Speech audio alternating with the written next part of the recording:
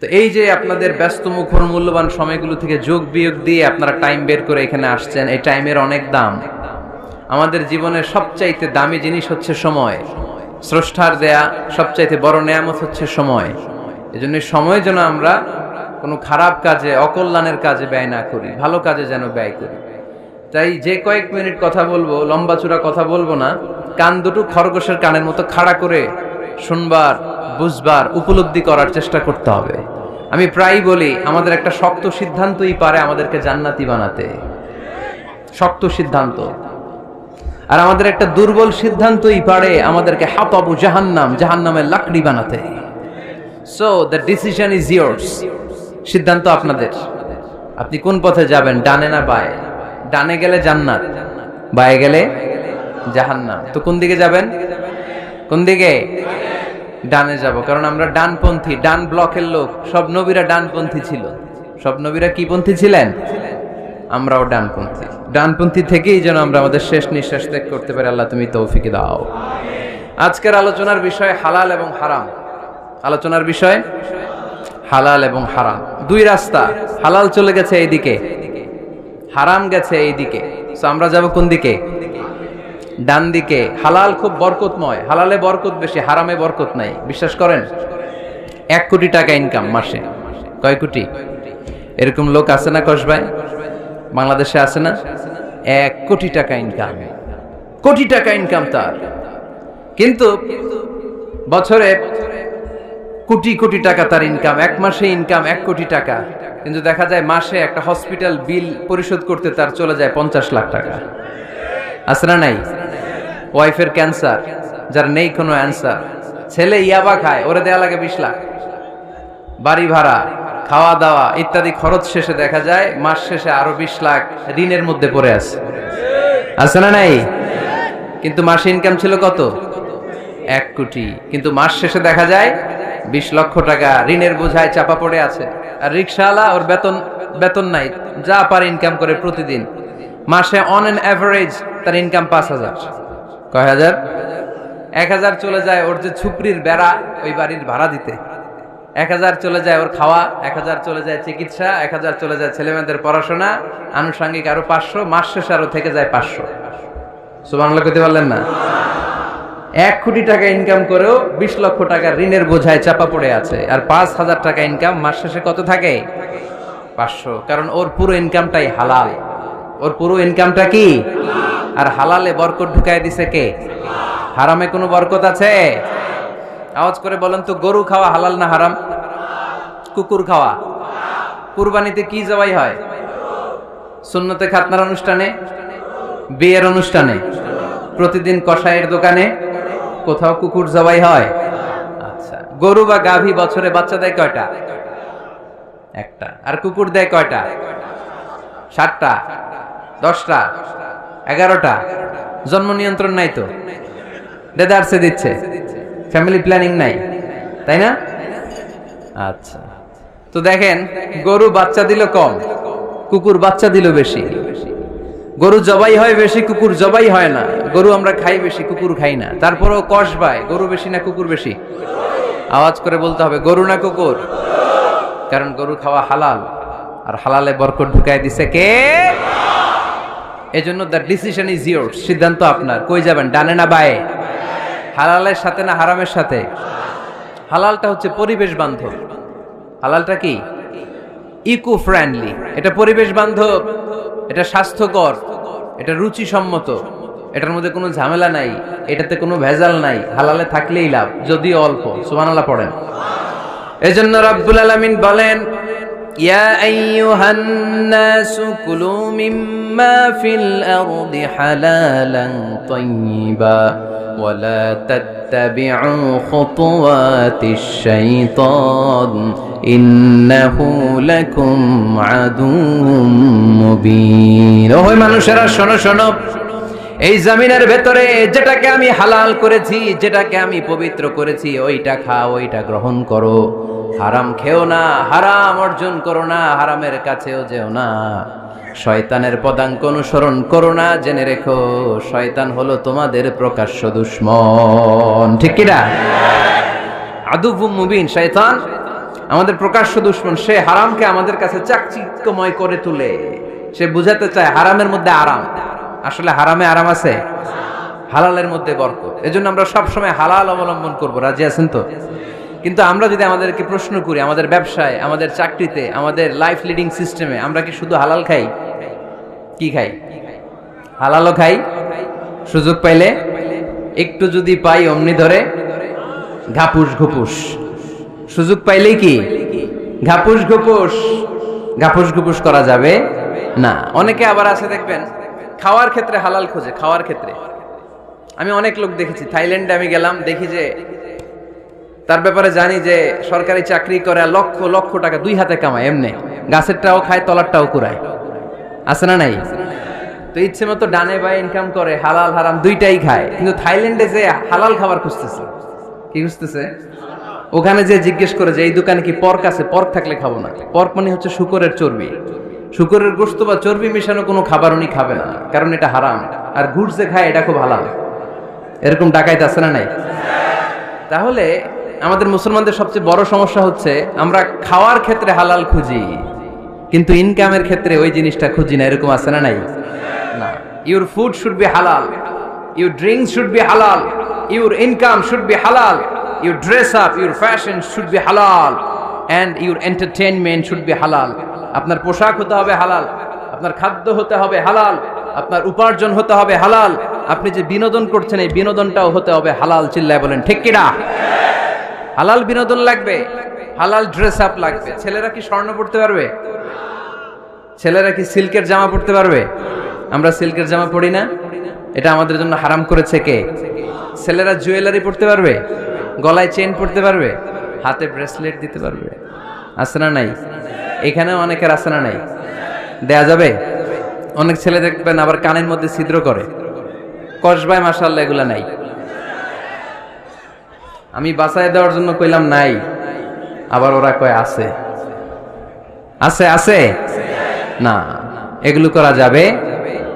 দাড়িতে চুলে কালো রং দেয়া যাবে? এটা ধোঁকাবাজি। এটা কি? মান গাশশানা ফালাইসা মিন্না। আল্লাহর হাবিব সাল্লাল্লাহু আলাইহি ওয়াসাল্লাম বললেন, the person who deceives us he is not among আস। যে আমাদেরকে ধোঁকা দেয় সে কখনো আমার উম্মত হতে পারে না। মদিনার খেজুরের বাজার ভিজিট করতে গেলেন আল্লাহর হাবিব সাল্লাল্লাহু আলাইহি ওয়াসাল্লাম, অডিট করতে গেলেন। যে খেজুরের স্তূপের ভেতরে আল্লাহর হাবিব সাল্লাল্লাহু আলাইহি ওয়াসাল্লাম হাত ঢুকায় দিলেন। ঢুকায় দিয়ে দেখলেন ভিতরে পানি, উপরে শুকনা খেজুর, ভিতরে ভিজা খেজুর। আল্লাহর হাবিব সাল্লাল্লাহু আলাইহি ওয়াসাল্লাম বললেন, ঘটনা কি? ভিজা কেন? ব্যবসায়ী বলতেছে বৃষ্টি হয়েছিল। কি হয়েছিল? তো বৃষ্টি হইলে তো তার নমুনা সব জায়গায় থাকবে। তখন আল্লাহর হাবিব সাল্লাল্লাহু আলাইহি ওয়াসাল্লাম দাঁড়িয়ে বলেছিলেন, খবরদার, মান গাশশানা ফালাইসা মিন্না। যে আমাদেরকে ধোঁকা দেয় সে আমাদের দলভুক্ত হতে পারে না। এজন্য আমরা যেন কাউরে ধোঁকা না দেই, আমরা যেন হারামের সাথে সম্পর্ক জুড়ে না দেই। আমাদের সম্পর্ক হবে হালালের সাথে। চিল্লায় বলতে হবে কিসের সাথে? আজকের মাহফিলটা তখনই সার্থক হবে যখন এই কথাগুলো শুনে আমরা এই সিদ্ধান্তে উপনীত হতে পারবো যে আমার ফুড, আমার ড্রিঙ্কস, আমার ইনকাম, আমার ড্রেস আপ, আমার এন্টারটেইনমেন্ট, আমার সবকিছু হালাল দিয়ে আমি সাজাবো। আমার জীবনটাকে আমি হালাল দিয়ে সাজাবো। রাজি আছি না নাই? সব হালাল হইতে হবে। নারীদের ফ্যাশন, অনেক নারীরা ফ্যাশন সচেতন। খবরদার, নারীরা টাইট ফিটিং পোশাক পরতে পারবে না। পারবে? পাতলা পোশাক পরতে পারবে না। তারা নিজেদেরকে আবৃত করে রাখতে হবে।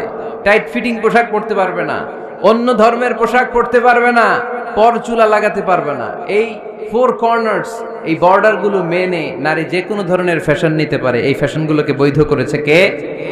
এজন্য রাব্বুল আলামিন বলেন, ইয়া আইয়ুহান নাসু কুলু মিম্মা ফিল আরদি হালালান তাইয়্যিবা ওয়ালা তাত্তাবিউ খুতুওয়াতিশ শাইতান ইন্নাহু লাকুম আদুউম মুবিন। সুবহানাল্লাহ পড়েন। ওহে মানুষেরা, এই জমিনে যেটা পবিত্র আর হালাল বলে আমি ঘোষণা দিয়েছি সেটা খাও, কারণ সেটাতেই বরকত। আর শয়তানের পদাঙ্ক অনুসরণ করো না, কারণ শয়তান তোমাদের প্রকাশ্য শত্রু। কথাটা বলেছেন কে? তাহলে আমরা হালালের পক্ষে না বিপক্ষে? এই আপনাদের গলার আওয়াজ। হালালের পক্ষে না বিপক্ষে? হারামের পক্ষে না বিপক্ষে? আমরা আমাদের জীবনটা হালাল দিয়ে সাজাতে চাই কি চাই না? কারণ হালালে বরকত ঢুকাই দিছে কে? কিভাবে আপনার জীবনের প্রতিটি অঙ্গনকে হালাল দিয়ে সাজাবেন, কিভাবে এই হারাম থেকে বেঁচে থাকবেন, এর কিছু মূলনীতি আছে, some principles, you have to follow it. এই প্রিন্সিপালগুলো যদি খেয়াল করেন তাহলে হালাল দিয়ে জীবন সাজানো সহজ। আর এই প্রিন্সিপালে মূলনীতিতে যদি ভেজাল লাগায় দেন তাহলে সব জায়গায় ভেজাল আছে না নাই? আজকে এই চমৎকার দুপুরে আমরা হালাল হারামের মূলনীতির ব্যাপারে কয়েকটি কথা শুনে বিদায় নিব ইনশাআল্লাহ। পড়েন। হালাল এবং হারামের প্রথম মূলনীতি হচ্ছে আল আসলু ফিল আশিয়াই আল ইবাহা। মূলত সব কিছু পৃথিবীতে যা দেখি, যা পাওয়া যায়, খাবার দাবার যাই হোক না কেন, মৌলিকভাবে সবকিছু হালাল। যুবক ছেলেরা বুঝে যাও, কান দুটি খরগোশের কানের মতো খাড়া করো। আমি সহজ করে বুঝাবার চেষ্টা করব, যদিও সহজ করে বুঝানো সহজ না। সহজ করে কইতে আমায় কহজে, সহজ করে যায় না কওয়া সহজে, ঠিক কিনা? তারপর আমি চেষ্টা করছি সহজ করে বুঝানোর। খুব সহজ। আর দিন ও ইউসরুন লা উসরা ফি, দিন সহজ, এর মধ্যে কাঠিন্যতা নাই। মন জয় করার 4টা বাক্য আল্লাহর হাবিব সাল্লাল্লাহু আলাইহি ওয়াসাল্লাম আমাদেরকে শিখিয়ে গিয়েছেন। বাশিরু ওয়ালা তুনাফিরু, ইয়াসিরু ওয়ালা তুআসিরু। সহজ করে উপস্থাপন করো, কঠিন করো না। মানুষকে দিনের প্রতি আকৃষ্ট করো, দিন থেকে ভাগিয়ে দিও না। আমরা অনেকে দিন থেকে ভাগাই দেই, আছে না নাই? এক ছেলে হিন্দু হইছে, হিন্দু থেকে মুসলমান হইছে, আগে ছিল হিন্দু, এখন দেখে এই ছেলেরা কি সুন্নি মুসলমান বানাবে, না ওয়াহাবি বানাবে, না আহলে হাদিস বানাবে, না হানাফি বানাবে, এই নিয়ে কিলাকিলি, আছে না নাই? আহা, কি বিপদ! সে আগে হিন্দু আছিলাম, এটাই তো ভালো আছিল। মুসলমান হওয়ার পরে এর ভয় দেখানো শুরু করছে, এই খবরদার, নামাজ রোজা যাকাত হজ সব লাগবে, হারাম খাওয়া যাবে না, এটা নাই ইসলামে, এটা নাই, ওইটা নাই, ওইটা নাই, হিন্দু কে তেলে আমিও নাই। এরকম হয় না? খবরদার, আল্লাহ ছাড় দিতে চায়, মৌলবীরা ছাড় দেয় না, আছে না নাই?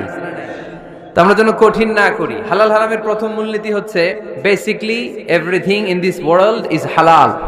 এই পৃথিবীতে যা আছে সবই হালাল। সব কি? সব হালাল, সব হালাল, সবই হালাল, অল্প কিছু হারাম। সুবহানাল্লাহ পড়েন। যদি এমন হইতো এই পৃথিবীতে যা আছে সবই হারাম, অল্প কিছু হালাল, খুব ভালো হইতো, তাই না? সুবিধা হইতো আমাদের। তা আমাদের সুবিধা করে দিলেন কে? সুবহানাল্লাহ পড়বেন না? বেসিকলি এভরিথিং ইজ হালাল। পৃথিবীর সব কিছু হালাল। আপনারা যদি কেউ কিছু বলে যে এটা কি হালাল না হারাম, আপনি হুট করে বলবেন আগে বলবো হালাল। যদি হারামের দলিল পাওয়া যায় তখন বলবো হারাম, ঠিক কিনা? আমাকে যদি বলেন এটা হালাল না হারাম, আমি যদি বলি হালাল, আপনি যদি বলেন দলিল দেন, এটা আপনি ভুল বলবেন। কারণ কোনো কিছু হালাল করতে হলে দলিল লাগে না। কোনো কিছুকে হালাল বলে সাব্যস্ত করতে দলিল লাগে না।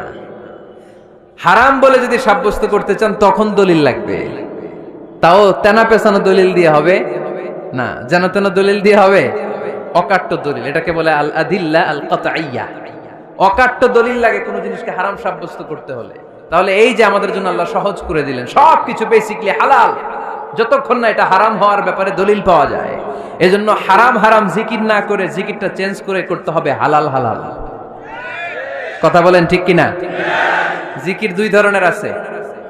জিকির কয় ধরনের? একটা জিকির হচ্ছে হারাম হারাম হারাম, এক দলের কাছে সবই হারাম। একটা সময় এদেশের কিছু আলেম সমাজ ইংরেজিকে হারাম বলতো, ইংরেজি শিক্ষা করাকে কি বলতো? সময়ের বিবর্তনে এটা এখন হালাল। এখন এটা কি হালাল। একটা সময়ে আলেম সমাজের কিছু অংশ রাজনীতি করাকে হারাম বলতো, কথা কি বুঝতেছেন? এখন এটা কি হালাল হয়ে গেছে। ইসলামী ব্যাংকিং কে হারাম বলতো একটা সময়, যে না কোনো ফিনান্সিয়াল ট্রানজাকশন এই সিস্টেমে ব্যাংকিং এটা ইসলামে জায়েজ না, এটা হারাম হারাম। কারণ ওদের জিকির কি? কথা কয় না। হারাম হারাম হচ্ছে এদের জিকির। একটা সময় ইসলামিক ব্যাংকিং হারাম ছিল, এখন এটা কি হয়ে গেছে? তার মানে এখনো অনেক কিছু এদের কাছে হারাম। সময়ের বিবর্তনে, কালের আবর্তনে এদের মুখ দিয়ে এগুলো একদিন হালাল হয়ে বের হবে। চিল্লায় বলেন ঠিক কি না? এজন্য এই পৃথিবীর সবকিছু মূলত হালাল, যতক্ষণ না হারাম হওয়ার ব্যাপারে দলিল না পাওয়া যায়। হারাম করতে হলে দলিল লাগে, হালাল বানানোর জন্য দলিল লাগে না।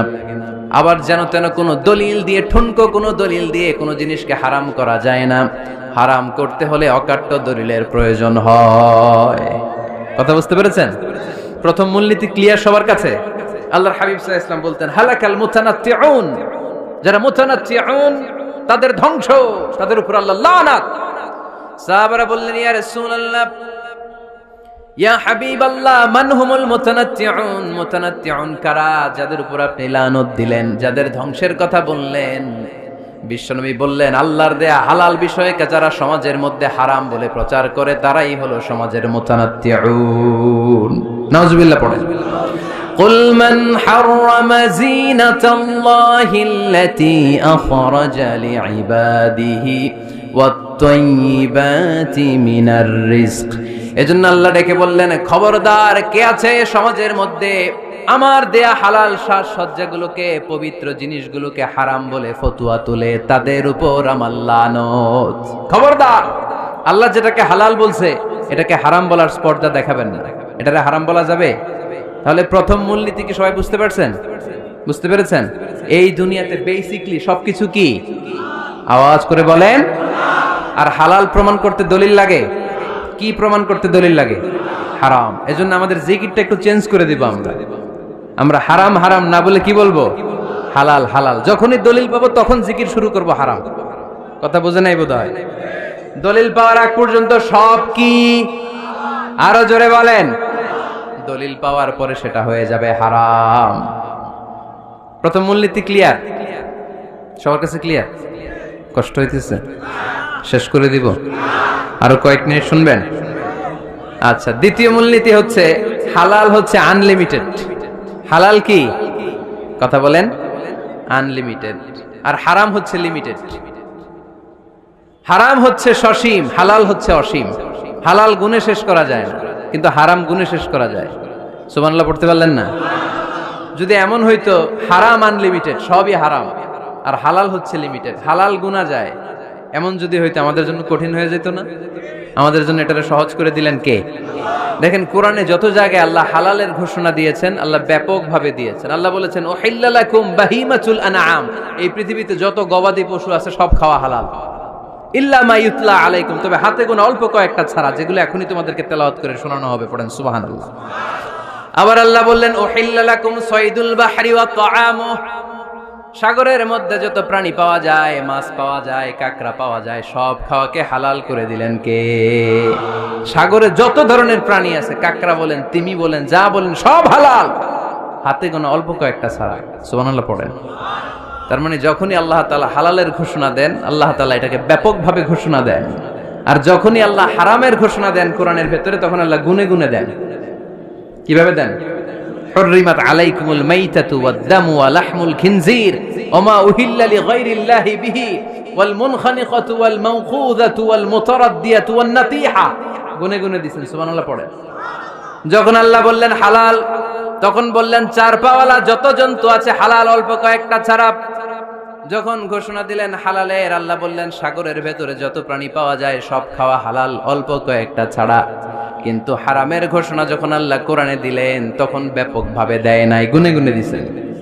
রক্ত খাওয়া হারাম, মরা প্রাণী খাওয়া হারাম, শূকর খাওয়া হারাম, আল্লাহর নাম ছাড়া অন্য কোনো নামে বলি দেওয়া হয়েছে এরকম প্রাণী খাওয়া হারাম, সিংহের গুতা খায় কোনো প্রাণী মারা গেছে ওইটা হারাম। এরকম গুনে গুনে অল্প কয়েকটা হারাম, বাকি সব কিছুকে আমাদের জন্য হালাল করে দিয়েছে কে? আবার যদি আল্লাহরে জিজ্ঞেস করে আল্লাহ কাদেরকে বিয়ে করতে পারবো, আল্লাহ বলবে সবাইরে বিয়ে করবি। বাংলাদেশের নারীরা বিয়ে করা হালাল, পাকিস্তানের মেয়েদেরকে বিয়ে করা হালাল, সৌদি আরবের নারীদেরকে বিয়ে করা হালাল, এই বাংলাদেশের সিলেটের মেয়েদেরকে বিয়ে করা হালাল, ঢাকার মেয়েদেরকে বিয়ে করা হালাল, চট্টগ্রামের মেয়েদেরকে বিয়ে করা হালাল। হালালের কোনো শেষ নাই। সুবহানাল্লাহ পড়েন। কিন্তু যখন জিজ্ঞেস করলাম তাহলে কাকে কাকে বিয়ে করা হারাম, তখনই আল্লাহ গুনে গুনে 14 জনের নাম বলে দিলেন। পড়েন সুবহানাল্লাহ। হুররিমাত আলাইকুম উম্মাহাতুকুম ওয়া বানাতুকুম ওয়া আখাওয়াতুকুম ওয়া আম্মাতুকুম ওয়া খালাতুকুম ওয়া বানাতুল আখি ওয়া বানাতুল উখত। চিল্লায় পড়েন আল্লাহু আকবার। যখন হালাল, তখন ব্যাপকভাবে বললেন সব মেয়েদেরকে বিয়ে করতে পারো। মুসলিম যত নারী হয়, বাংলাদেশের হোক, পাকিস্তানের হোক, ইন্ডিয়ার হোক, গোটা বিশ্বের যে কোনো জায়গার মুসলিম নারী হলেই সেটা হালাল। কিন্তু হারাম কোনটা যখন জিজ্ঞেস করলাম, গুনে গুনে বললেন মাকে বিয়ে করা হারাম, নিজের কন্যাকে বিয়ে করা হারাম, বোনকে বিয়ে করা হারাম, ফুফিকে বিয়ে করা হারাম, খালাকে বিয়ে করা হারাম, ভাতিজিকে বিয়ে করা হারাম, নিজের ভাগ্নিকে বিয়ে করা হারাম। সুবহানাল্লাহ পড়বেন না? তাহলে সহজ না কঠিন? চিল্লায় বলেন, কি সহজ ইসলাম, কত সহজ। দাঁড়িয়ে নামাজ পড়া ফরজ, দাঁড়াতে পারতেছেন না, বসে পড়লেও কবুল করবে কে? অজু করে নামাজ পড়া কি? পানি নাই, তায়াম্মুম করে নামাজ পড়লে কবুল করবে কে? বিয়েতে মোহরানা দেওয়া কি? মোহরানা নাই। এক সাহাবী বললেন, ইয়া রাসূলুল্লাহ বিয়ে করব, মোহরানা আছে? না। কি আছে? তো কিচ্ছু নাই। তো কিচ্ছু না থাকলে বিয়ে করবো কেন? মোহরানা দেওয়া লাগবে না? কোরআন পারো? পারি। কয়টা সূরা? এতটা সূরা। এক নারীকে জিজ্ঞেস করলেন, কোরআন পারো? বলে না, পারি না। আল্লাহর হাবিব সাল্লাল্লাহু আলাইহি ওয়াসাল্লাম দুইজনকে বিয়ে পড়াই দিলেন। আর নারীকে বললেন, মা তুমি কোরআন পারো না, কিন্তু তোমার স্বামী কোরআন পারে। তোমার স্বামী টাকা দিয়ে পয়সা দিয়ে তোমাকে মোহরানা দিবে, সামর্থ্য তার নাই। সে প্রতিদিন তোমার একটু একটু করে কোরআন শিখায় দিবে, এটাই মা তোর বিয়ের মোহর। সহজ না কঠিন? আর কোনদিন ইসলামকে কঠিন বলবেন? কেউ কঠিন বললে ওটা শুনবেন? আওয়াজ করে বলতে হবে, ইসলাম কি কঠিন না সহজ? মাশাআল্লাহ। দুইটা মূলনীতি বুঝে গেছেন না? পৃথিবীর সব হালাল যতক্ষণ না দলিল পাওয়া যায়। হালাল বলতে দলিল লাগে না, হারাম বলতে দলিল লাগে। 2 নাম্বার, হালাল আনলিমিটেড আর হারাম লিমিটেড। সহজ করে দিয়েছে, সুবহানাল্লাহ পড়েন। 3 নাম্বার, হালাল হারামের মূলনীতি হচ্ছে ইসলাম শুধু হারাম বলে দিয়ে বসে থাকে না। কোন বিষয়ে যদি ইসলাম হারাম ঘোষণা দেয়, ইসলাম একটা অল্টারনেটিভ আমাদেরকে সাজেস্ট করেছে। সুবহানাল্লাহ কোন? আমি বলে দিলাম এটা করা যাবে না, এটা করা যাবে না, এটা করা যাবে না, আমার কাজ শেষ, কি করা যাবে হুজুর এটা কোন? এরকম প্রশ্ন আছে না নাই?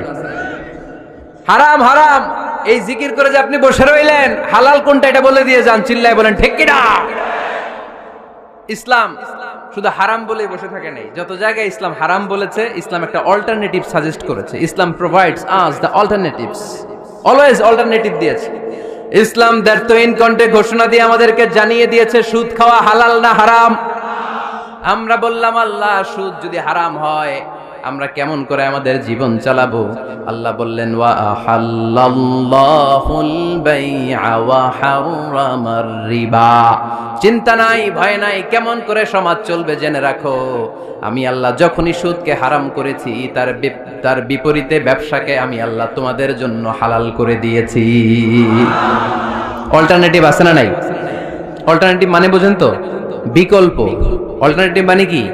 বিকল্প। সুদ হারাম, সুদ হারাম বলে বসে থাকলে হয়তো ঝামেলা লাগতো না।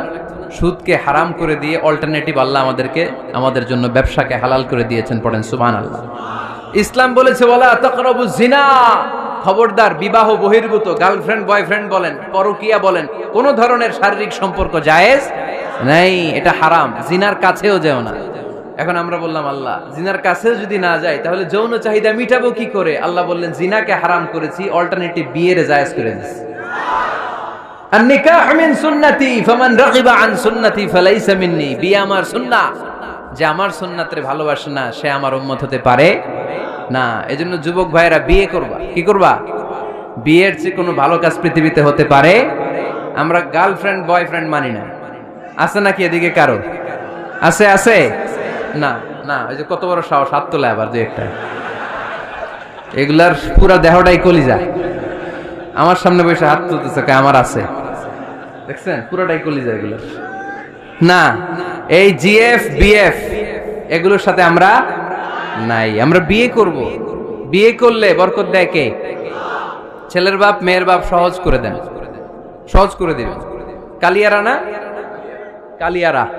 কালিয়ারার ছেলের বাপ মেয়ের বাপ যারা আছেন সহজ করে দেন।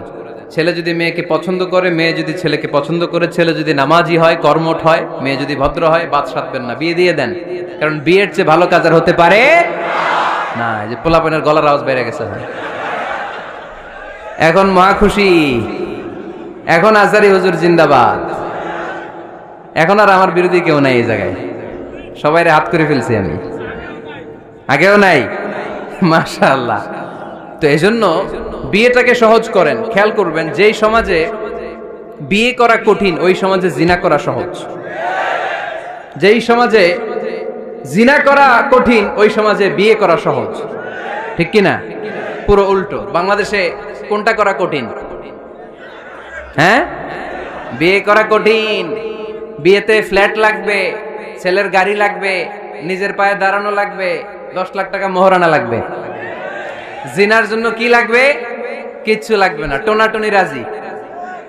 তুমি আমি রাজি, অবৈধ সম্পর্ক হতে আর কিছু লাগে না, চিল্লায় বলেন ঠিক কিনা? কিন্তু বিয়েতে অনেক কিছু লাগবে, এইটা ওইটা। ছেলেরা কই তুই নিজের পায়ে দাঁড়া, তুমিও নিজের পায়ে দাঁড়ায় দেখাবে, এই যে নিজের পায়ে দাঁড়াইছে। তো এতদিন সে কার পায়ে দাঁড়াইছে? নিজের পায়েই তো দাঁড়াইছে। সহজ করবেন, বিয়েরে কঠিন করেন না।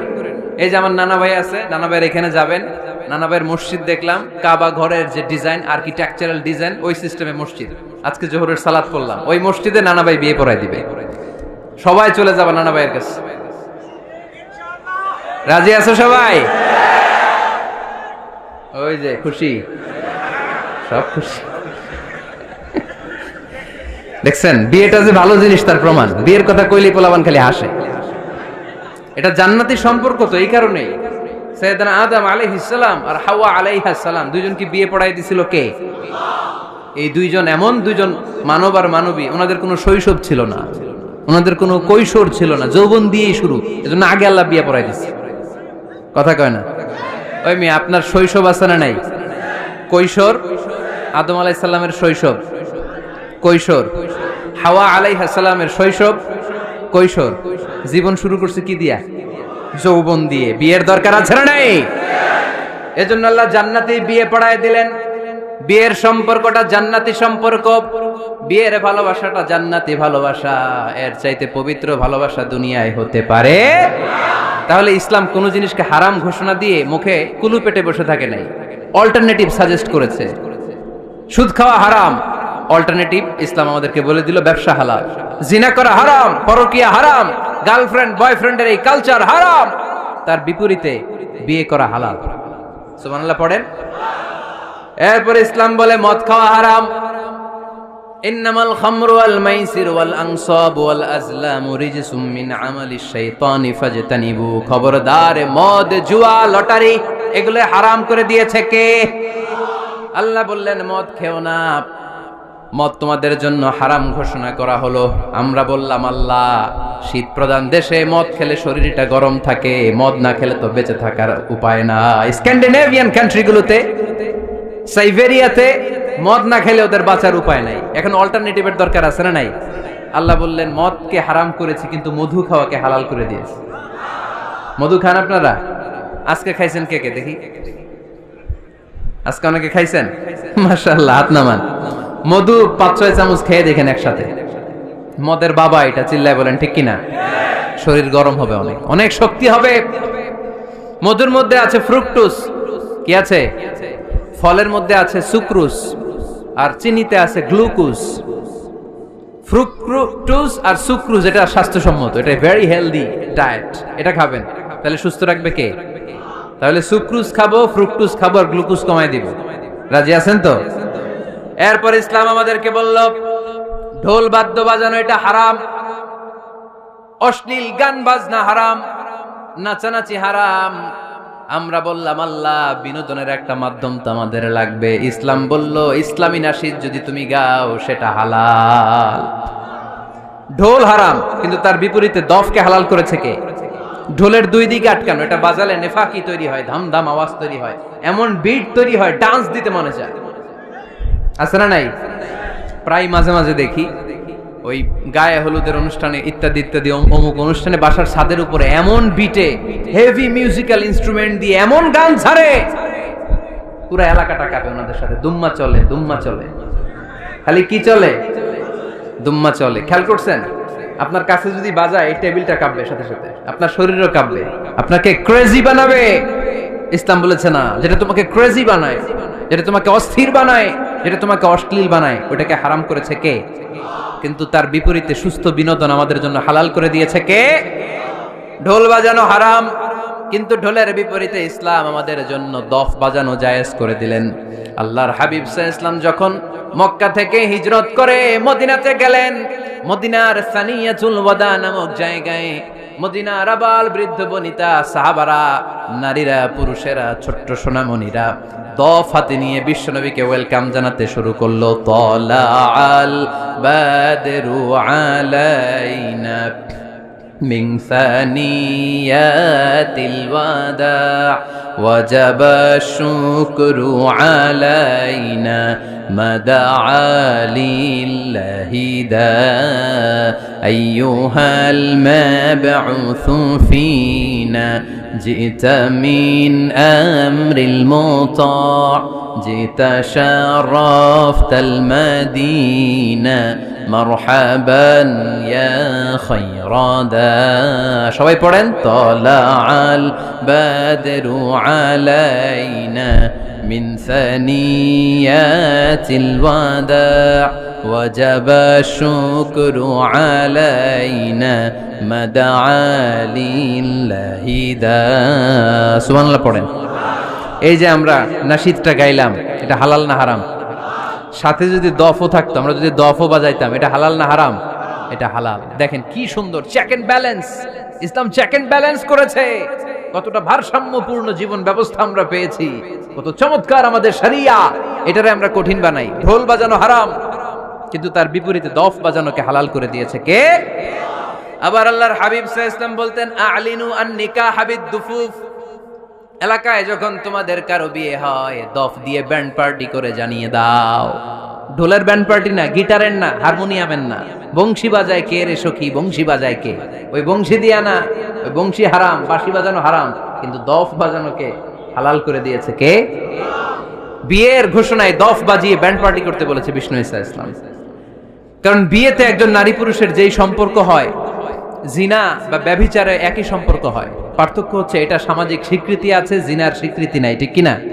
এজন্য বিয়ে গোপন করে করা যায় না, এটা অ্যানাউন্স করে করতে হয়। ওমর ফারুক রাদিয়াল্লাহু তাআলা আনহু যখন মদিনার খলিফা, উনি বলতেন লুকিয়ে লুকিয়ে যদি কেউ বিয়ে করে, সমাজের আশেপাশে তার প্রতিবেশীরা যদি তাদের দাম্পত্য জীবন সম্পর্কে না জানে, আমি তাদের দুইজনকে জিনার শাস্তি দেব। কারণ লুকিয়ে বিয়ে করা যায় না, সবাইকে জানিয়ে অ্যানাউন্স করে সবার দোয়া নিয়ে বিয়ের পিড়িতে বসতে হয়। চিল্লায় বলেন ঠিক কিনা? এজন্য ইসলাম শুধু হারাম বলে জিকির করে নাই, যেখানেই হারাম তার বিপরীতে ইসলাম হালালের বিকল্প দিয়েছে, ঠিক কিনা? এই নিয়মটা বুঝতে পারছেন? সবার কাছে ক্লিয়ার? 4 নম্বর মূলনীতি হচ্ছে ইসলাম যেই জিনিসটাকেই হারাম বলেছে তার পেছনে লজিক আছে, যুক্তি আছে, কারণ আছে। 3টা কারণ থাকার কারণে কোনো বিষয়কে ইসলাম হারাম বলে। হয়তো সেটা খাবিস, অপবিত্র, যেমন পেশাব পায়খানা খাওয়া যাবে, হালাল না হারাম? কারণ এটা অপবিত্র, ঠিক কিনা? 2 নম্বর হচ্ছে মোদের, এটা ক্ষতিকর। ইয়াবা খাওয়া, এটার মধ্যে অনেক লাভ আছে না? হ্যাঁ, গাঞ্জা খাওয়া, সিগারেট খাওয়া, হ্যাঁ, স্মোকিং কজেস ক্যান্সার। ধূমপানে কি হয়? কর্কট রোগ হয়।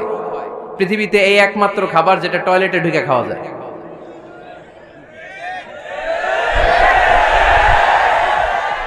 সিগারেট ছাড়া, এটা ছাড়া, এটা কোন খাবার টয়লেটে বসে খাওয়া যায়? সিগারেটই পৃথিবীর একমাত্র খাবার যেই খাবারের প্যাকেটের উপর এই খাবারের বদনাম লেখা থাকে। কালিয়ারার বাজারে এক ধরনের বিস্কুট আসছে, মনে করলেন, দেখলেন যে বিস্কুটের গায়ের মধ্যে লেখা এই বিস্কুট যেই খাবে তারই ডায়রিয়া হবে। খাবেন? দোকানওয়ালারা কি কইবেন? তোরটা তুই খা, তোর ডায়রিয়া হোক, তোর 14 গোষ্ঠীর হোক, আমরা খাবো না টাকা দিয়ে, ঠিক কিনা? কিন্তু কি আজীব তামাশা, এই সিগারেটের উপরে লেখা এটার বদনাম, যে এটা খেলে কি হয়? ক্যান্সার। এরপরও আমরা খাই। তারপর এটা হয় টোবাকো প্ল্যান্টস থেকে, তামাক পাতা থেকে। কালিয়ারায় তামাকের চাষ হয় নাকি? তামাক পাতা কেউ দেখছেন? এটার আবার বেড়া টেরা লাগে না, কারণ ছাগলেও মুখ দেয় না। কথা কি বুঝতেছেন? তো যেটা ছাগলেও মুখ লাগাইলো না, আশরাফুল মাখলুকাত হয়ে, আল্লাহর শ্রেষ্ঠ জীব হয়ে আপনি এটা মুখে লাগাইতে পারেন? গোটা বিশ্বে এই ধূমপানের কারণে লক্ষ লক্ষ মানুষ অকাল মৃত্যুতে ঝরে পড়ছে। এটা হালাল না হারাম? কারণ এটা মোদের, এটা ক্ষতিকর। ইসলাম আমাদেরকে মূলনীতি শিখিয়েছে, লা দারারা ওয়ালা দিরার। নিজেরও ক্ষতি করতে পারবা না, অন্যেরও ক্ষতি করতে পারবা না। আইনটা কার? তাহলে কোন জিনিস হারাম হওয়ার পেছনে 1 নাম্বার লজিক, সেটা হয়তো অপবিত্র, কিংবা সেটা ক্ষতিকর, অথবা ওইটার মধ্যে অশ্লীলতা আছে।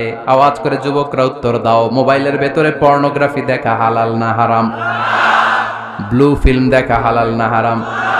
নেকেড ভিডিও দেখা হালাল না হারাম? কারণ এটা অশ্লীল, ঠিক কিনা? তাহলে যেটা হারাম, 3টা কারণে কোন জিনিসকে ইসলাম হালাল বলে, হারাম বলে অ্যানাউন্স করেছে। হয় এটা অপবিত্র, নয় এটা ক্ষতিকর, নয় এটা অশ্লীল। কয়টা? হয় অপবিত্র অথবা ক্ষতিকর অথবা অশ্লীল, পৃথিবীতে যত জিনিসকে ইসলাম হারাম বলে ঘোষণা করেছে তার প্রত্যেকটার মধ্যে তিনটার কোনো না কোনো একটা আছে না নাই? এই তিনটা জিনিস, তিনটার একটা না পাওয়া গেলে কোনো জিনিসকে হারাম বলে ঘোষণা দেওয়া যাবে। এরপর ইসলাম আমাদেরকে শিখিয়েছে 5 নাম্বার মূলনীতি, মুকদ্দামাতুল হারামে হারাম। হারামের সূচনাটাও হারাম। কোন বেগানা নারীর দিকে তাকিয়ে থাকা হারাম হওয়ার কথা ছিল না, কিন্তু যেহেতু এই তাকানোটা এক সময় জিনার দিকে নিতে পারে, তাই এই তাকানোটা কেউ হারাম করেছে কে? আন-নাযার, এই দৃষ্টিটা বড় ভয়ঙ্কর।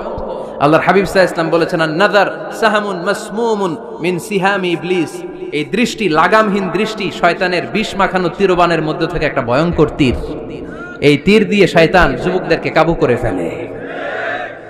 ডাইরেক্টলি শারীরিক সম্পর্কের দিকে কেউ যায় না, প্রথমে বদনজর, প্রথমে কি কথা কয় না, গলার সাউন্ড এখন কমে আসছে, এখন বিপরীতে ঘা পড়তেছে, তো এখন আর সাউন্ড নাই। প্রথমে শুরু হয় কি দিয়ে? বদনজর, লাগামহীন নজর। তারপরে মুচকি হাসির বিতরণ, চোখে চোখে কথা হয়, আচ্ছা না নাই? হাসি বিতরণ হয়, মোবাইল নাম্বার আদান প্রদান হয়, ফেসবুকের আইডি শেয়ার হয়, তারপরে রাত জেগে কম্বলের নিচে চ্যাটিং ফ্যাটিং আছে না নাই? তারপরে চলে আসে 14ই ফেব্রুয়ারি, বিশ্ব বেহায়া দিবস, ঠিক কিনা? দেখছেন ধাপগুলো, দেখছেন স্টেপ বাই স্টেপ হারামের দিকে যায়। এরপর অবৈধ দৈহিক সম্পর্কের দিকে যায়। আল্লাহ এই গজব থেকে তুমি আমার ছেলেদেরকে বাঁচাও, আমার দেশের মেয়েদেরকে বাঁচাও, চিল্লায় পড়ে না আমিন। তাহলে শুরু হয়েছিল কি দিয়ে? কি নজর? কি নজর? বদনজর। এটা দিয়ে শুরু, জিনা দিয়ে শেষ। এজন্য ইসলাম বলে মুকদ্দামাতুল হারামে হারাম, মা ইউআদ্দি ইলাল হারাম ফাহুয়া হারাম। যেটা হারামের দিকে তোমাকে ধীরে ধীরে গ্রাজুয়ালি পৌঁছে দিবে, ওটাকেও হারাম ঘোষণা করেছে কে? এজন্য বিষ্ণু ঈসা ইসলাম ওনার মেয়ের জামাতা সাইয়েদনা আলী রাদিয়াল্লাহু তাআলা আনহুকে বলেছেন, আলী খবরদার, লা তুতবি'ন নাযরাতান নাযরা। এক নজর যদি ভুল করে কোনো নারীর চেহারার দিকে তোমার পড়ে যায়, খবরদার দ্বিতীয় নজর দিও না। ফা ইন্না লাকাল উলা ওয়া লাইসাত লাকাল আখিরা। কারণ প্রথম নজর ভুল করে পড়ে গেলে ক্ষমা করবে কে? কিন্তু তার সৌন্দর্য উপভোগের জন্য বারবার তার দেহের দিকে তাকালে, বারবার তার চেহারার দিকে তাকালে আমল নামাটা গুনাহ দিয়ে ভর্তি করে দিবে কে? আল্লাহ চেক এন্ড ব্যালেন্স করেছেন। পুরুষদেরকেও বলেছে চোখ নামাও, কুল্লিল মুমিনিনা ইয়াগুদ্দু মিন আবসারিহিম, lower your gaze, lower your eyesight. নারীকেও একই কথা বললেন, কুল্লিল মুমিনাতি ইয়াগুদ্দুনা মিন আবসারিহিন্না। ও নারীরা, তোমরাও চোখ নামাও, নজরকে ঠিক করো। এই বদনজর সব সর্বনাশের মূল। জোরে বলেন ঠিক কিনা? এখান থেকেই ধীরে ধীরে অবৈধ দৈহিক সম্পর্কের দিকে যায়। এজন্য এই বদনজরটারও হারাম ঘোষণা করেছে কে? এই মূলনীতি বুঝতে পেরেছেন? 7 নাম্বার মূলনীতি হচ্ছে আল হিলাতু বিল হারামি হারাম। হারাম খাওয়ার জন্য কৌশল করাও হারাম। কথা বুঝেন নাই? কালিয়ারার ভাইয়েরা কথা বুঝেন নাই না? আল হিলাতু বিল হারামি হারাম। হারাম খাওয়ার জন্য কৌশল করাটাও কি হারাম? আওয়াজ করে উত্তর দেন, ঘুষ খাওয়া কি? সবাই বলেন হারাম। এখন ঘুষরে যদি কৌশল করে খান, ওটা হালাল হয়ে যাবে না? ঘুষের নাম দিছে এখন হাদিয়া। ঘুষের নাম কি? আবার ঘুষের নাম দিছে বকশিস, ঘুষের নাম দিছে স্পিড মানি। ঘুষের নাম কি? তার নাম চেঞ্জ করলে হালাল হয়ে যাবে? আমি ফেসবুকে এক জায়গায় দেখলাম লেখা হালাল অ্যালকোহল, মানে হালাল মদ। কি লেখা? হালাল অ্যালকোহল, হালাল মদ। মদ কি হালাল হইতে পারে? লেভেল লাগালে হালাল হয়ে যাবে? সহিহ বুখারীর বর্ণনা, আল্লাহ রাসূল সাল্লাল্লাহু আলাইহি ওয়াসাল্লাম এক সাহাবীকে এক এলাকায় যাকাতের সম্পদ উত্তোলন করে নিয়ে আসার জন্য পাঠালেন। উনি গেলেন, যে যাকাতের সম্পদ নিয়ে আসলেন, এসে বললেন হাযা লাকুম ওয়া হাযা উহদিয়া লি। সহিহ বুখারীর বর্ণনা, আল্লাহ রাসূল সাল্লাল্লাহু আলাইহি ওয়াসাল্লামের কাছে এসে বললেন, এই যে ছাগল গরু দেখতে পাচ্ছ, এগুলো আমি যাকাতের সুপারভাইজার হিসেবে ওই এলাকা থেকে উত্তোলন করে এনেছি, এগুলো বাইতুল মালের, আর এগুলো আমার। এগুলো আল্লাহ রাসূল সাল্লাল্লাহু আলাইহি ওয়াসাল্লাম রেগে গেলেন। আল্লাহর হাবিব সাল্লাল্লাহু আলাইহি ওয়াসাল্লাম বললেন, এগুলো তোমার, এগুলো পাইলা কেমনে? সে বললে, এগুলো আমারে হাদিয়া দিছে। বিশ্বনবী বললেন, তুমি যদি ওই এলাকায় না যেতা, তোমার ঘরে বসে থাকতা, তোমারে হাদিয়া দিত নাকি? কয় না। বিশ্বনবী বললেন, এইটার নামই ঘুষ। এইটার নাম কি? কারণ ওরা তোমাকে হাদিয়া দিছে এই কারণে তুমি যখন যাকাতের হিসাব করবা তুমি যেন নাদুস নুদুস ছাগলগুলো নিয়ে না আসো, তুমি যেন বড় সাইজের ওটগুলো নিয়ে না আসো, তুমি যাতে যাকাতের হিসাব করতে যে একটু ছাড় দাও, ওদেরকে একটু সুযোগ দাও, ওদেরকে আলাদা অ্যাডভান্টেজ দাও, এক্সট্রা প্রিভিলেজ দাও, এজন্য আগেই তোমারে হাদিয়ার নামে ঘুষ দিয়ে বশ করে রেখেছে। চিল্লায় বলেন ঠিক কিনা? হাদিয়ারে ঘুষকে হাদিয়ার লেভেল লাগালে, ঘুষকে বকশিসের লেভেল লাগালে এই ঘুষ কখনো জায়েজ হতে পারে না। এজন্য হারাম খাওয়ার জন্য কৌশল করাও কি হারাম।